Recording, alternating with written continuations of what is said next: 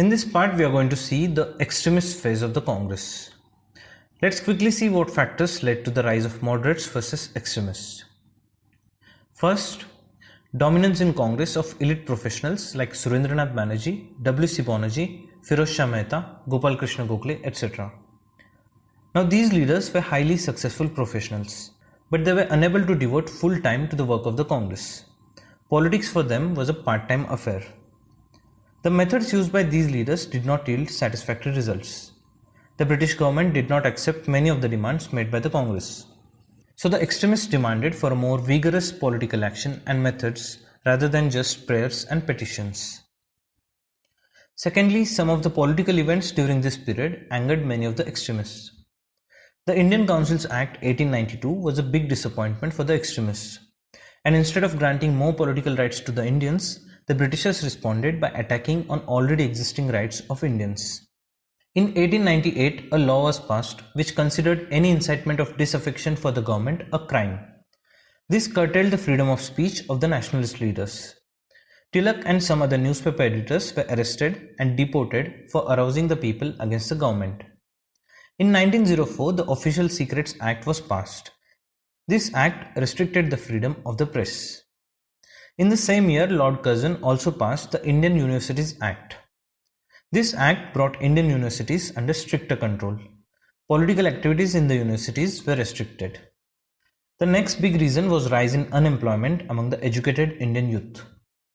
The educated Indian youth, who initially considered the British rule as a blessing, was now turning against the British. They either did not get suitable jobs or were paid low salaries.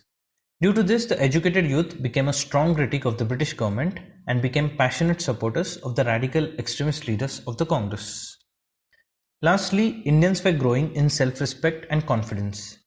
They now believed that they could govern themselves and they don't need a foreign ruler to civilize them.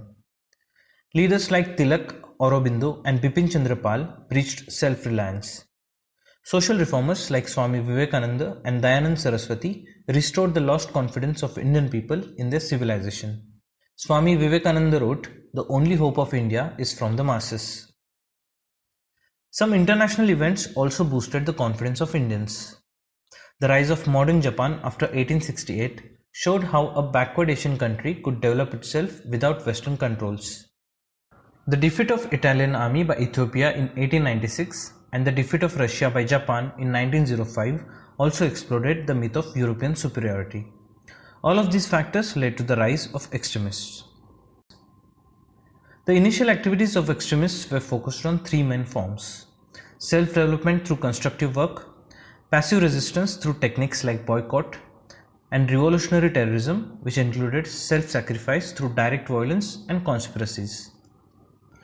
Aurobindo was the first to criticize the moderate leadership in his 1893 articles, New Lamps for Old. In Bengal, Ashwini Kumar Dutt described the 1897 session of Congress as a three-day tamasha. In Punjab, Harkishan Lal and the Arya Samajists became active in the Swadeshi enterprise. However, the most important personality associated with the rise of extremists is Bal Gangadhar Tilak from Maharashtra. Valentin Kirol called him the father of Indian unrest. Tilak opposed the Age of Consent Bill introduced by the British government. Even though the bill was a good reform for women, Tilak opposed it because he believed that social change in India must be brought about by Indians themselves and not imposed by a foreign rule. To bring the people together, he started organizing Ganesh festival from 1894 and Shivaji festivals from 1896. He called for boycott of British goods and use of swadeshi. Through his weeklies Ch3 and Maratha, Tilak preached that Indians must assert their rights and moderate approach of the Congress should be given up. Tilak was later arrested in sedition case involving killing of Pune collector by Chafekar brothers. He was accused of inciting the killing through his writings in Ch3. His arrest and conviction in this case angered his followers and they felt the need for a direct and immediate action. Due to the growing impatience of the extremists with the moderate approach, the split in Congress was inevitable. In 1906, due to Dadabhai Naoroji's intervention, the split was avoided. But in the Surat session of 1907, the split finally happened. The president of this session was Rasbihari Ghosh. In the next video, we shall see the partition of Bengal and the Swadeshi movement.